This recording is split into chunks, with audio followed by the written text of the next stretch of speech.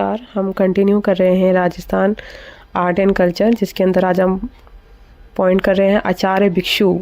आचार्य भिक्षु का जन्म 1726 ईस्वी में पाली जिले के कंटालिया गांव में हुआ। उनके पिता का नाम शाह बल्लू जी व माता का नाम दीपा जी था। जैन साधुओं के समाप्य से उनमें वैराग्य भावना का बीज रोपण हुआ। उनकी पत्नी का स्वर्गवास होने पर 25 वर्ष की आयु में वे स्थान कवासी परंपरा में दीक्षा ग्रहण कर जैन साधु बन गए। आचार्य भिक्षु ने समानता, सह अस्तित्व और सहयोग के सिद्धांतों को अपने धर्म संघ में क्रियान्वित किया। उन्होंने धर्म को धर्म स्थानों से बाहर निकालकर जीवनगत बनाने के सूत्र दिए। भिक्षु समता के प्रतीक थे। छोटे और बड़े जीवों को वे समान मानते थे। गरीब, निरीह, कमज़ोर आदि को मारकर अमीर और ताकतवर का पोषण करने को उन्होंने अधर्म बताते हुए कहा, राका ने मार धींगा ना पोसे ते बात घनी छ गेरी। आचार्य भिक्षु सहज कवि और साहित्यकार भी थे। उन्होंने 38,000 पद्यों की रचना की। उनकी साहित्य रचना का प्रमुख विषय शुद्ध आचार व्यवहार का प्रतिपादन, तत्व दर्शन का विश्लेषण और संघ की मर्यादाओं का सरल निरूपण था। 1803 ईस्वी में भाद्रपद शुक्ल त्रयोदशी संख्या 1860 में ग्राम सिरियारी जिला पाली में उन्होंने समाधि मरण प्राप्त किया। सिरियारी ग्राम, जहां आचार्य भिक्षु का अंतिम संस्कार हुआ था, राजस्थान का लोक तीर्थ बन गया। नेक्स्ट है स्वामी केशवानंद। शिक्षा संत के रूप में प्रसिद्ध स्वामी केशवानंद का जन्म सीकर जिले के मंगलूना गांव में 1883 ईस्वी में हुआ। चौधरी ठाकर सिंह के घर में हुआ। इनके बचपन का नाम बिरमा था। 1904 ईस्वी में फाजिल्का में उदासी साधु कुशलदास के संपर्क में आए। यहाँ उन्होंने संस्कृत सीखी। प्रयाग में कुंभ मेला देखने के दौरान इनके संस्कृत के शुद्ध वाचन से प्रभावित होकर अवधूत हीरानंद ने इनका नाम केशवानंद रख दिया। गांधी जी से प्रभावित होकर केशवानंद ने 1921 से 1931 ईस्वी तक स्वाधीनता आंदोलन में भाग लिया और जेल गए। इसी दौरान इन्होंने 1925 ईस्वी में अबोहर में साहित्य सदन की स्थापना की और यहीं से हिंदी मासिक दीपक का प्रकाशन किया। इन्होंने चल पुस्तकालय के माध्यम से पंजाब और जम्मू कश्मीर में राष्ट्रभाषा हिंदी का प्रचार प्रसार किया। केशवानंद ने 1932 ईस्वी में संगरिया में जाट विद्यालय का संचालन संभाला और इसे मिडिल स्तर से महाविद्यालय स्तर तक पहुंचाया, जिसमें कला, कृषि, विज्ञान तथा महाविद्यालय के अतिरिक्त शिक्षण प्रशिक्षण महाविद्यालय, संग्रहालय एवं ग्रामोत्थान विद्यापीठ बना दिया। इन्होंने 1944 से 1956 ईस्वी तक बीकानेर के रेगिस्तानी गांवों में लगभग 300 पाठशालाएं खुलवाईं तथा अनेक स्थानों पर चलते फिरते वाचनालय एवं पुस्तकालय स्थापित किए। स्वामी केशवानंद ने रूढ़ियों, अंधविश्वासों, नशा सेवन, दहेज प्रथा, मोसर, छुआछूत आदि के विरुद्ध आंदोलन चलाया और राष्ट्र सेवा, दलितों द्वार एवं शिक्षा प्रसार में अपना जीवन लगा दिया। उन्हें 1952 से 1964 ईस्वी तक राज्यसभा का सदस्य मनोनीत किया गया। 13 सितंबर 1972 को दिल्ली में उनकी मृत्यु हुई। नेक्स्ट है मुंशी देवी प्रसाद। मुंशी देवी प्रसाद का जन्म 18 फरवरी 1848 में जयपुर में हुआ। 1879 ईस्वी में देवी प्रसाद जोधपुर में महकमा अपील का नायब नियुक्त किया गया। 1885 ईस्वी में उसे मुंसिफ बनाया गया। सबसे पहले उसने मारवाड़ राज्य के कानून बनाए तथा कानून विषयक 13 पुस्तकें लिखी। लोग उसे कानून की माता व कानूनी नाम से पुकारते थे। जनवरी 1888 में मारवाड़ राज्य के इतिहास लेखन हेतु स्थापित त्वारिख महकमा का मुंशी देवी प्रसाद आजीवन सदस्य रहा। 1891 ईस्वी की जनगणना के समय मुंशी देवी प्रसाद मारवाड़ राज्य में तदर्थ सहायक अधीक्षक नियुक्त हुआ। तब इस जनगणना रिपोर्ट में देवी प्रसाद ने जोधपुर राज्य की प्रजा का विवरण लिखकर मारवाड़ में बसने वाली सभी प्रमुख जातियों का हाल, व्यवसाय और जीवन की आवश्यक बातों की महत्वपूर्ण जानकारी विशिष्ट चित्रों सहित प्रस्तुत की। टोंक में 1879 ईस्वी में उसने मासिर ए आलमगीरी की पांडुलिपि का अध्ययन कर हिंदुओं से संबंधित सामग्री का संकलन किया। उसके ऐतिहासिक ज्ञान से प्रभावित होकर हाड़ौती व टोंक के पॉलिटिकल एजेंट मयूर ने बूंदी राज्य का गजेटियर तैयार करते समय मुंशी देवी प्रसाद को हिंदी पांडुलिपियों के संकलन एवं उनके अंग्रेजी अनुवाद का काम सौंपा, जिसे उसने गंभीरता से पूरा किया। देवी प्रसाद ने मारवाड़ का भूगोल, राव मालदेव का जीवन चरित्र, राजा भारमल, प्रतिहार, वंश प्रकाश आदि ग्रंथों का लेखन कार्य किया। उसने राजस्थान के इतिहास से संबंधित कई फुटकर लेख भी लिखे। 1923 ईस्वी में जोधपुर में इनकी मृत्यु हुई। नेक्स्ट है साधु सीताराम दास। साधु सीताराम दास का जन्म 1884 ईस्वी में बिजोलिया में हुआ। इन्होंने बिजोलिया ठिकाने के अधीन पुस्तकालय की नौकरी की। उन्हें किसानों के बीच रहकर सामंती शोषण और किसानों की दशा को निकट से देखने का अवसर मिला, अतः वे अपने क्षेत्र में घूम घूम कर किसानों में जागृति पैदा करने लगे। जब बिजोलिया के राव पृथ्वी सिंह को तलवार बंदाई के रूप में महाराणा को बड़ी धनराशि देनी पड़ी, तो उसने जनता पर तलवार बंदी की लागत लगा दी।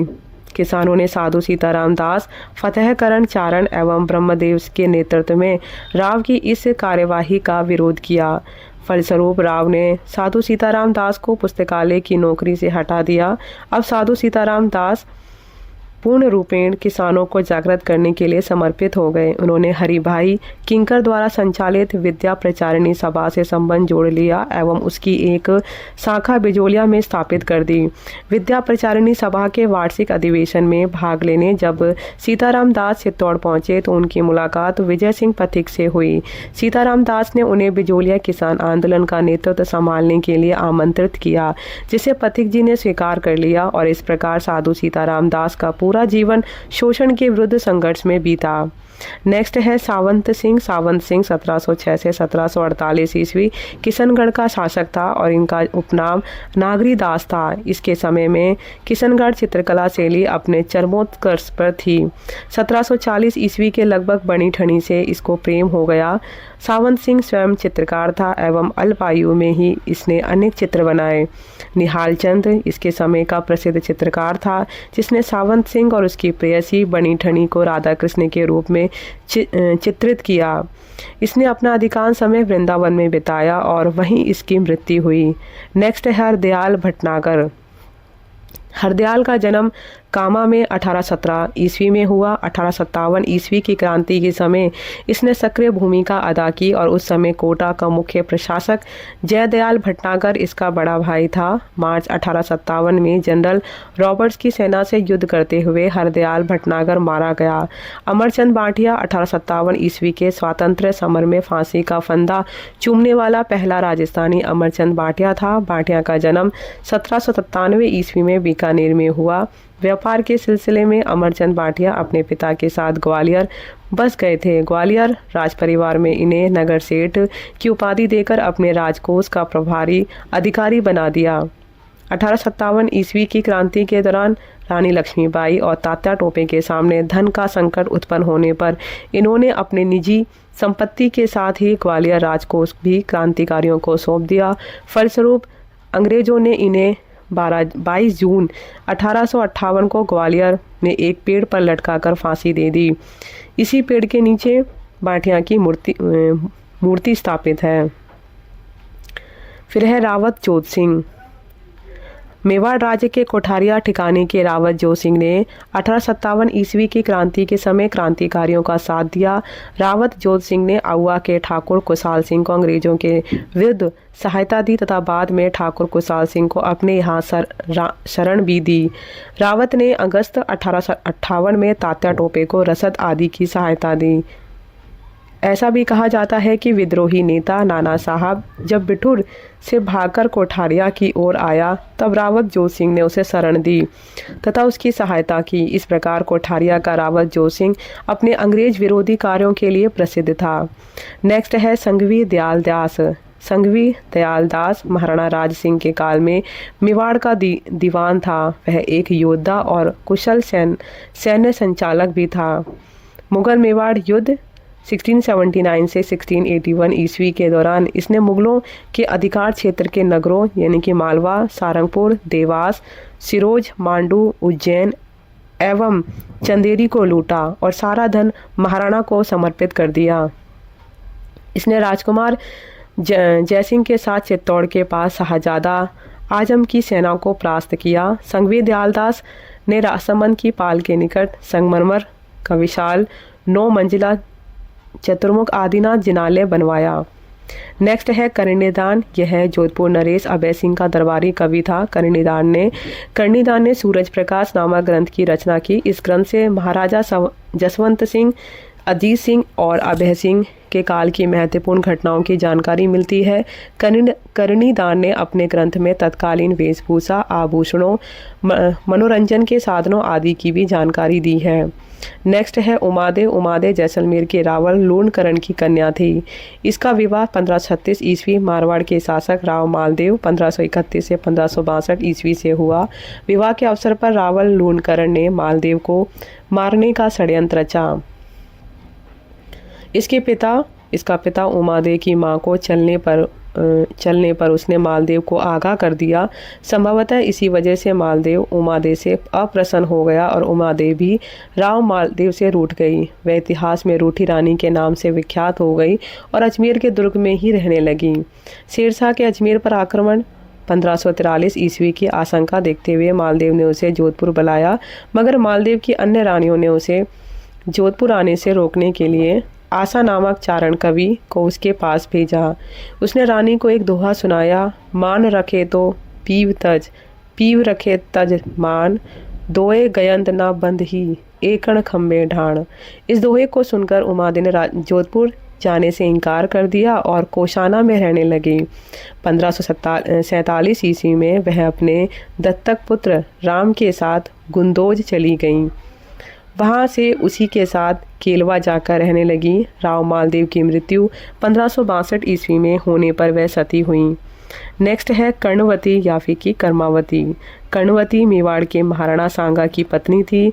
गुजरात के शासक बहादुर शाह के मेवाड़ आक्रमण 1533 व 1535 ईस्वी के समय इसका पुत्र विक्रमादित्य मेवाड़ का महाराणा 1531 से 1535 ईस्वी था। बहादुर शाह के आक्रमण से मेवाड़ की रक्षा के लिए इसने मुगल बादशाह हुमायूं को राखी भेजी, मगर हुमायूं समय पर निर्णय न ले सकने के कारण मेवाड़ की रक्षात न आ सका।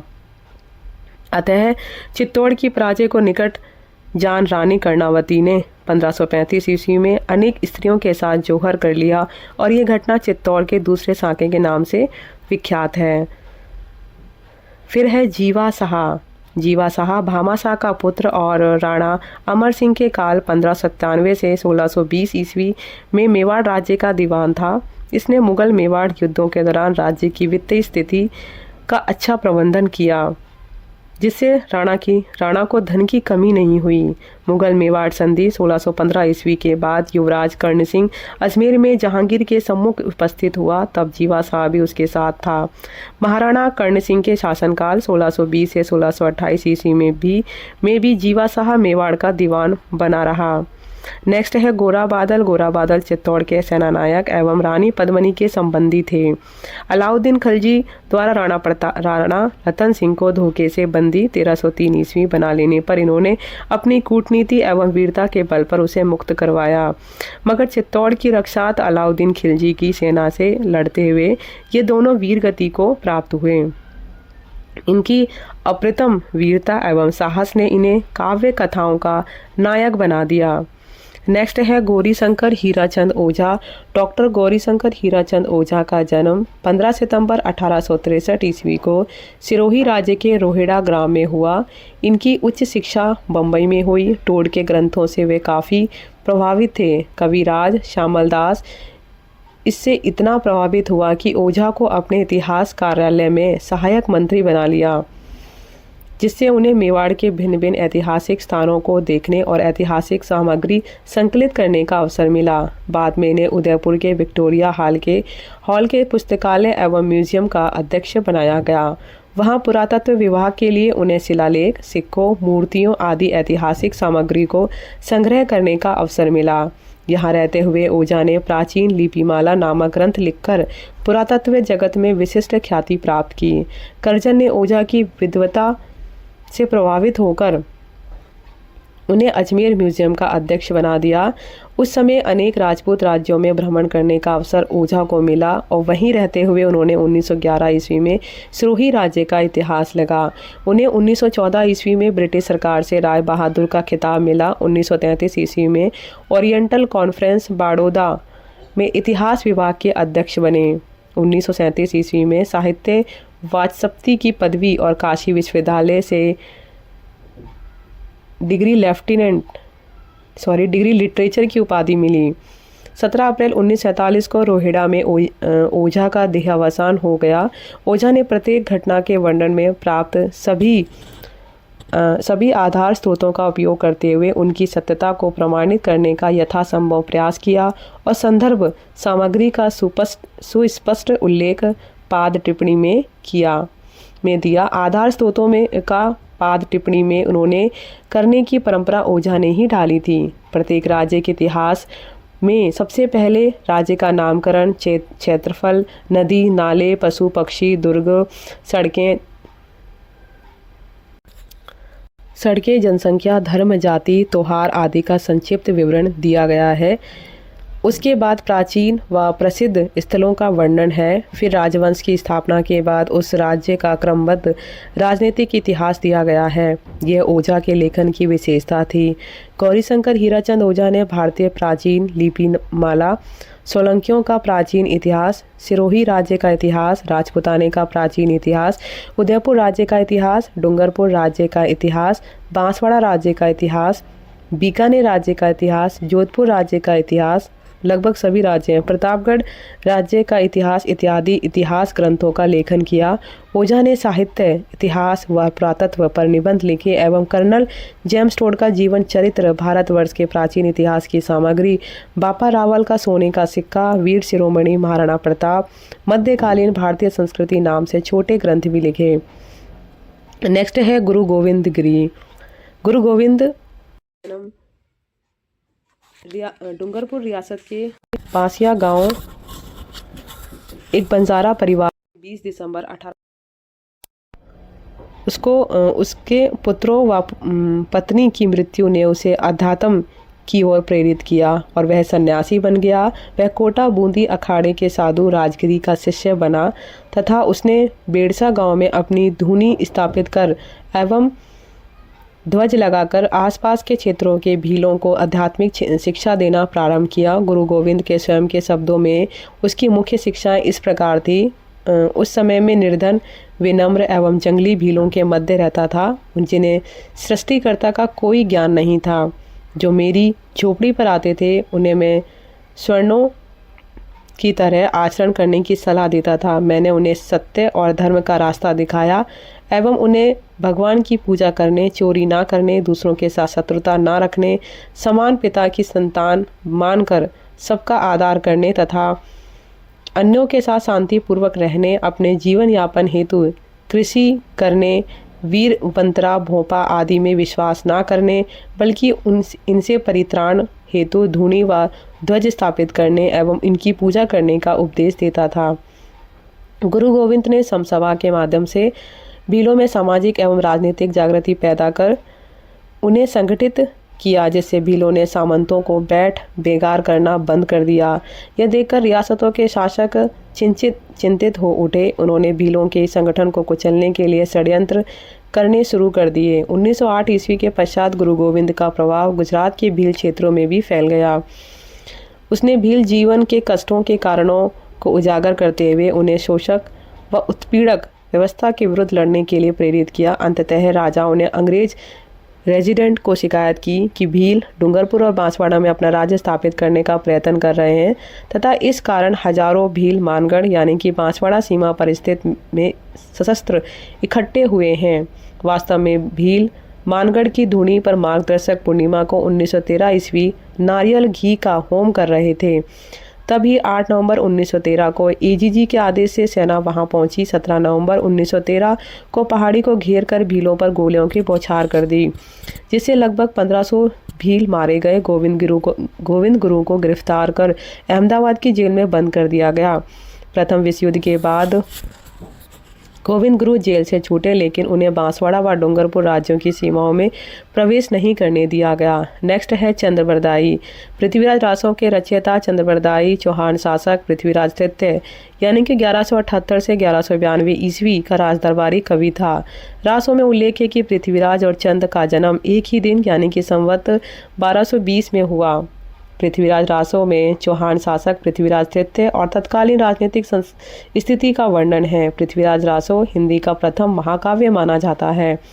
इसमें पहली बार राजपूतों की अग्निकुंड से उत्पत्ति का वर्णन है। चंद्रबरदाई ने अपने ग्रंथ में पृथ्वीराज तृतीय द्वारा कन्नौज के गहड़वाल शासक जयचंद की कन्या संयोगिता का संवैर के समय हरण करना बतलाया है। ऐसी किंवदंती है कि पृथ्वीराज तृतीय को तराइन के द्वितीय युद्ध के बाद जब मोहम्मद गौरी गजनी ले गया, तब चंद्रबरदाई भी गजनी के दरबार में चला गया। वहीं उसने योजना बनाकर पृथ्वीराज के शब्द वेदी बाण से गौरी की हत्या करवा दी और फिर पृथ्वीराज एवं चंद्रबरदाई ने एक दूसरे को कटार भोंक कर आत्महत्या कर ली। नेक्स्ट है ठाकुर कुशाल सिंह। ठाकुर कुशाल सिंह मारवाड़ राज्य के अधीन अहुआ ठिकाने का जागीरदार था। सामंतों के परंपरागत अधिकारों में हस्तक्षेप तथा नजराना एवं हुक्मनामे की राशि को लेकर महाराजा तख्त सिंह से उसका विरोध था। वह इन सब के लिए अप्रत्यक्ष रूप से अंग्रेजी नीतियों की को जिम्मेदार समझता था, अतः वह महाराजा एवं अंग्रेजों का विरोधी हो गया। अप्रैल 1857 में उसने महाराजा तख्त सिंह द्वारा भेजी गई सेना को पराजित किया। 21 अगस्त 1857 को एरनपुरा छावनी में ब्रिटिश फौज के भारतीय दस्तों ने बगावत का झंडा खड़ा कर दिल्ली की ओर कूच किया। तब रास्ते में अहुआ में ठाकुर कुशाल सिंह ने बागी सेना का नेतृत्व स्वीकार कर लिया। इसने 8 सितंबर 1857 को जोधपुर की राजकीय सेना को पराजित किया। 18 सितंबर 1857 को एजीजी लॉरेंस की सेना को भी कुशाल सिंह के विरुद्ध पराजय का सामना करना पड़ा। विद्रोहियों ने जोधपुर के पॉलिटिकल एजेंट मॉक मैसन की भी हत्या कर दी। अहुआ के ठाकुर कुशाल सिंह को परास्त करने के लिए एजीजी लॉरेंस ने डीसा और नसीराबाद से सेना भेजी, जिसके साथ जोधपुर की राजकीय सेना भी थी और इस सेना ने 20 फरवरी 1858 को अहुआ को घेर लिया। तब ठाकुर कुशाल सिंह किले की रक्षा का भार अपने भाई पृथ्वी सिंह को सौंप कर 23 जनवरी 1858 को सलूम्बर की ओर चला गया। किलेदार के विश्वासघात के कारण अहुआ का पतन हो गया। ठाकुर कुशाल सिंह ने 8 अगस्त 1860 को नीमच में अंग्रेजों के समक्ष आत्मसमर्पण कर दिया। उस पर मुकदमा चलाया गया और जिसमें उसे बरी कर दिया गया। मारवाड़ राज्य आज भी अहुआ और ठाकुर कुशाल सिंह को 1857 के प्रतीकों के रूप में स्मरण किया जाता है। नेक्स्ट है रघुनाथ भंडारी। रघुनाथ भंडारी जोधपुर नरेश अजीत सिंह यानी कि 1707 से 1724 ईस्वी के समय राज्य का दीवान था। शासन प्रबंध और युद्ध संचालन दोनों ही कार्यों में वह कुशल था। राज्य का समस्त कार्य एवं शासन रघुनाथ भंडारी ही करता था। रघुनाथ भंडारी के संबंध में जोधपुर में एक कहावत प्रचलित थी, अजीत तो दिल्ली का बादशाह हो गया और रघुनाथ जोधपुर का राजा हो गया। नेक्स्ट है बिट्ठू सूजा। बिट्ठू सूजा एक चारण कवि था जिसने राव जेतसी रोछंद नामक रचना लिखी। सूजा ने इसमें बीकानेर के संस्थापक राव बीका और लूणकरण और जेतसी के मुख्य युद्ध अभियानों का वर्णन किया है। बाबर के पुत्र कामरान और बीकानेर नरेश राव जेतसी के युद्ध का वर्णन इसमें विस्तार से किया गया है। सूजा के अनुसार यह युद्ध 1534 ईस्वी में हुआ था। नेक्स्ट है पद्मनाभ। पद्मनाभ ने कानड़ देव प्रबंध एवं वीरम देव सोनगरारी बात ग्रंथ की रचना की, जिसमें उसने जालोर के चौहान शासक कानड़ देव 1305 से 1311 ईस्वी का जीवन वृतांत दिया। पद्मनाभ ने अपने दोनों ग्रंथों में अलाउद्दीन खिलजी एवं कानड़ देव के बीच हुए युद्ध के कारण दिए हैं। उसने अलाउद्दीन की पुत्री फिरोजा का कानड़ देव के पुत्र वीरम देव के प्रति प्रेम को भी युद्ध का कारण बताया। नेक्स्ट है नरपति नालह। नरपति नालह ने विशलदेव रासो नामक काव्य की रचना की। चौहान शासक विशलदेव 1153 से 1164 ईस्वी के कार्य एवं उपलब्धियों का वर्णन गुजराती व राजस्थानी मिश्रित इस ग्रंथ में मिलता है। नेक्स्ट है कर्नल जेम्स टॉड। राजस्थान के इतिहास के भीष्म पितामह गौरीशंकर हीराचंद ओझा द्वारा दी गई उपमा और घोड़े वाले बाबा के नाम से प्रसिद्ध कर्नल जेम्स टॉड का जन्म 20 मार्च 1782 को इंग्लैंड में हुआ। 1798 ईस्वी में ईस्ट इंडिया कंपनी की सेवा में नियुक्त होकर वह भारत आया। 1800 ईस्वी में वह देसी पैदल फौजी की 14वीं रेजिमेंट का लेफ्टिनेंट नियुक्त हुआ। 1801 ईस्वी में उसने दिल्ली के निकट एक नहर के सर्वेक्षण का काम किया तथा 1805 ईस्वी में दौलत राव सिंधिया के दरबार में एक सैनिक टुकड़ी में नियुक्त हुआ। 1813 ईस्वी में टोड को सिंधिया के दरबार में पॉलिटिकल एजेंट का सहायक बनाया गया, जहां उसने पिंडारियों के दमन तथा अंतिम मराठा युद्ध में कंपनी की कूटनीतिक और सैनिक तैयारियों में महत्वपूर्ण योगदान दिया। 1817 से 1818 ईस्वी में जब राजपूत राज्यों ने अंग्रेजों के साथ संधियां कर ली, उस समय तत्कालीन गवर्नर जनरल लॉर्ड हेस्टिंग्स ने टॉड को राजपूत राज्यों में अपना राजनीतिक प्रतिनिधि बनाकर उदयपुर में नियुक्त किया। 1822 ईस्वी में तब वह पॉलिटिकल एजेंट के रूप में राजपूत रियासतों में रहा। 1817 ईस्वी से 1822 ईस्वी के काल में टोड ने राजपूतों के संबंध में जानकारी एकत्रित की और उसे राजपूत शासकों से इतना अधिक लगाव हो गया था कि उसने उसके अधिकारियों को उसकी स्वामी भक्ति पर संदेह उत्पन्न हो गया। 1822 ईस्वी में खराब स्वास्थ्य के कारण उसने कंपनी की सेवा से त्यागपत्र दे दिया। अपने भारत निवास के 24 वर्षों में से टोड ने 18 वर्ष राजपूताना में व्यतीत किए। अंतिम 5 वर्ष उसने मेवाड़, मारवाड़, जैसलमेर, कोटा, बूंदी और सिरोही के राजपूत राज्यों के राजनीतिक प्रतिनिधि के रूप में उदयपुर में बिताए। उदयपुर में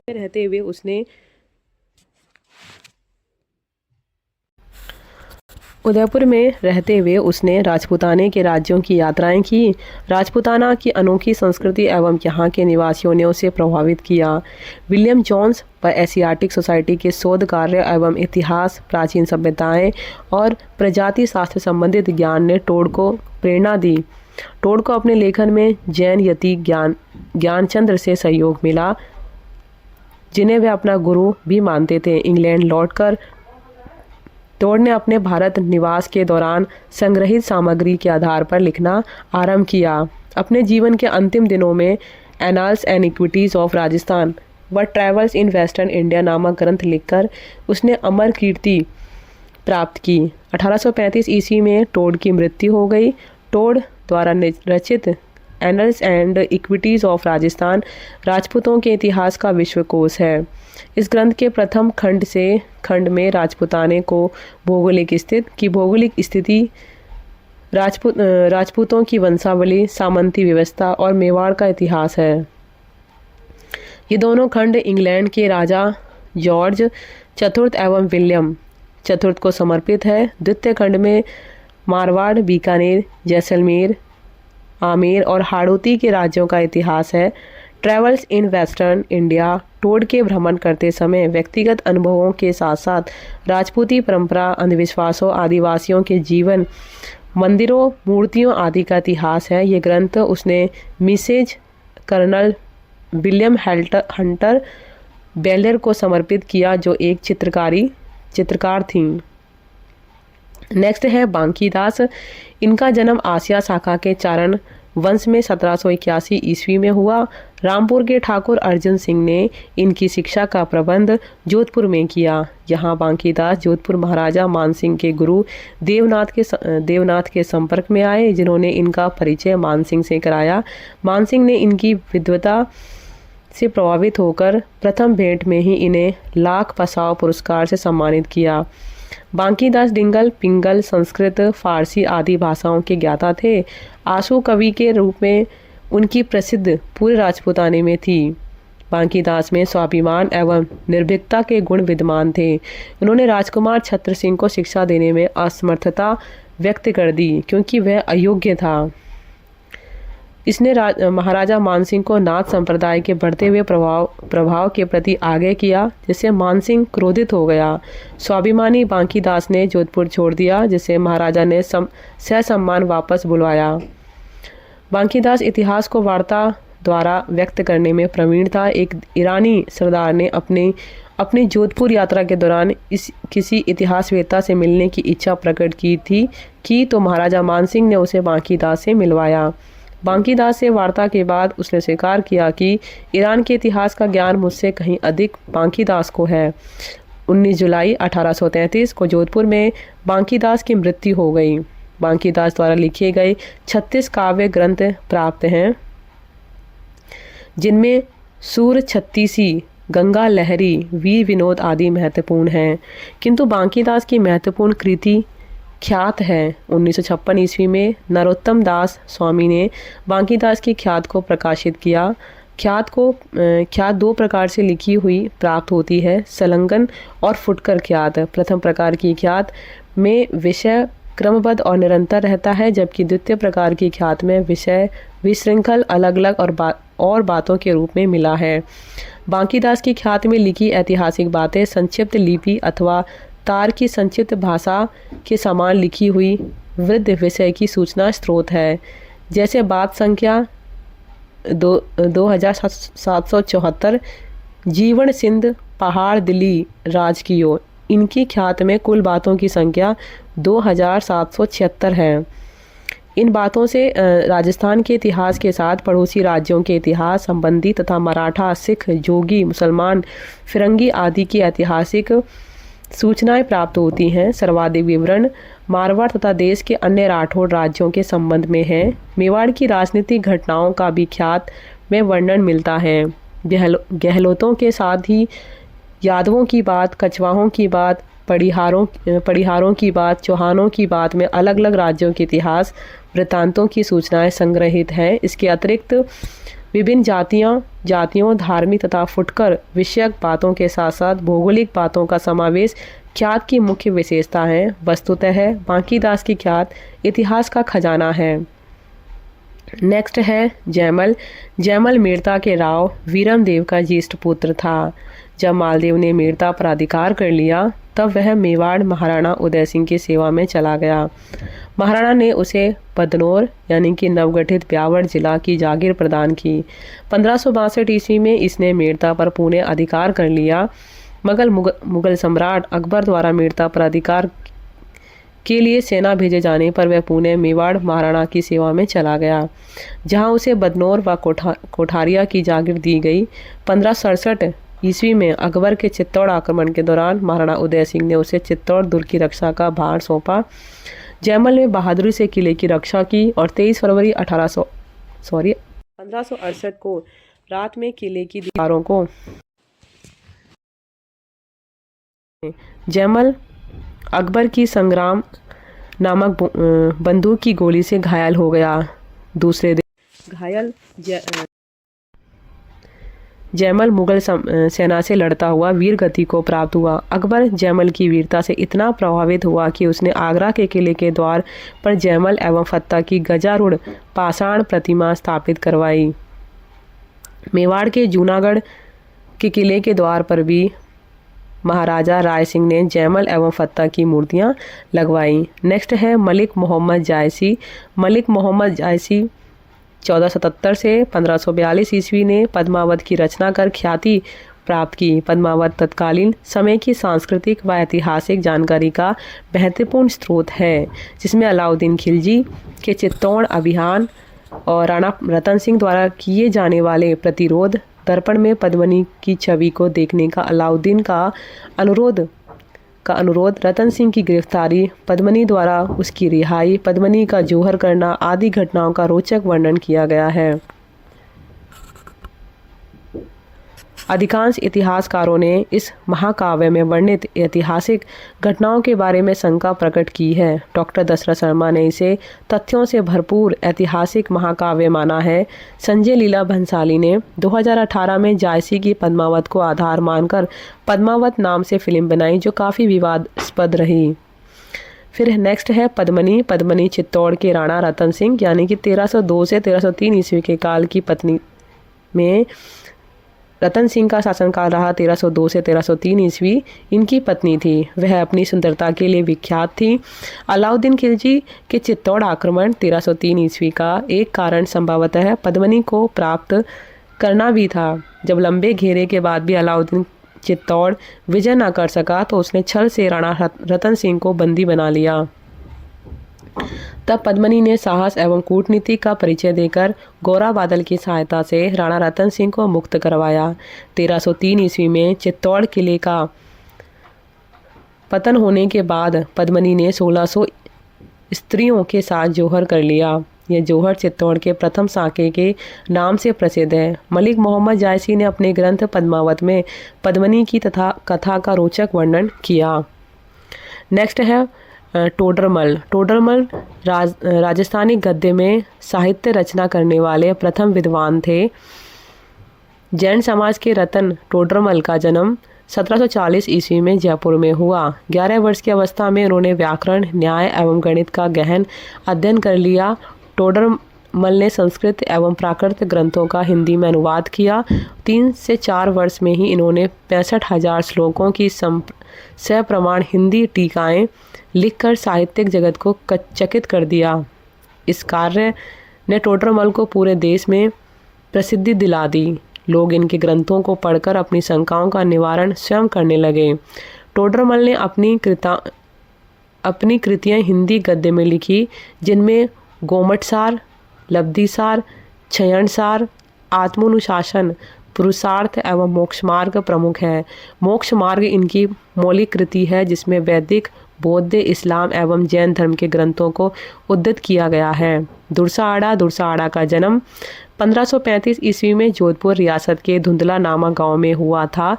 वीर एवं ओज रस के कवि दुरसाआड़ा ने जीवन भर शौर्यपूर्ण कार्यों को अपने दोहों एवं कवित्व का आधार बनाया। बीकानेर के राजा राय सिंह, सिरोही के राव सुल्तान, उदयपुर के राणा अमर सिंह आदि ने उसे जागीर में गांव दिए। अकबर ने भी दुरसा का सम्मान करते हुए 1 करोड़ पसाव प्रदान किया। दुरसाआड़ा ने वृद्ध छिहत्तरी, किरतार बावनी, श्री कुमार अजाजिनी, भूचर मोरिनी, गजगद राव, श्री सुल्तान कवित, झूलना रावत, मेघारा, दूहा सोलंकी, वीरम देवरा, गीत राजी श्री रोहितास जीरो का तथा झुलना श्री अमर सिंह जीरा आदि रचनाएं लिखी। राणा प्रताप की मृत्यु 1597 ईस्वी के समय दुरसा अकबर के दरबार में था। उसने राणा प्रताप की प्रशंसा करते हुए उस परिस्थिति का चित्रण करते हुए कहा, अस लेगो अणदाग, पाग लेगो अणनामी, गो आड़ा गवड़ाए, जी को बहतो धुरवामी, नव रोजे नह गयो, ना गयो 800 नवल्ली, ना गो झरको हेट, जेह जुनियन दहली, गहलोत राण जीती गयो, दसण मूंद रसड़ा ढसी, निसास मूक भरियो नयन, सो मृत साह प्रताप सी। दुरसा राष्ट्रीय कवि था। उसका देहांत 1655 ईस्वी में हुआ माना जाता है। आबू पर्वत पर अचलेश्वर के मंदिर में उसकी एक सर्वधातु की मूर्ति प्रतिष्ठित है। नेक्स्ट है चतुर सिंह। चतुर सिंह का जन्म 1879 ईस्वी में हुआ था। विवाह के कुछ समय बाद ही विधुर हो जाने पर इसने अपने आप को धर्म एवं समाज सेवा में लगा दिया। उदयपुर के पास सुखेर गांव में एक झोपड़ी में योगाभ्यास, चिंतन एवं राजस्थानी भाषा में जनोपयोगी साहित्य की रचना करते हुए इसने जीवन बिताया। इसने भगवत गीता की गंगाजली टीका, परमार्थ विचार, योग सूत्र की टीका, सांख्य तत्व की टीका, सांख्य कारिका की टीका, मानव मित्र, रामचरित्र, शेख चरित्र, शेष चरित्र, अलख पचीसी, चतुर चिंतामणि, चतुर प्रकाश, मेवाड़ प्राइमर और बालकारोवार आदि रचनाएं लिखी। चतुर सिंह ने अपनी रचनाओं के द्वारा राजस्थान में नव जागरण का प्रयास किया और 1929 ईस्वी में इसकी मृत्यु हो गई। तो आज हम ये क्लास यहीं पर एंड करते हैं। धन्यवाद।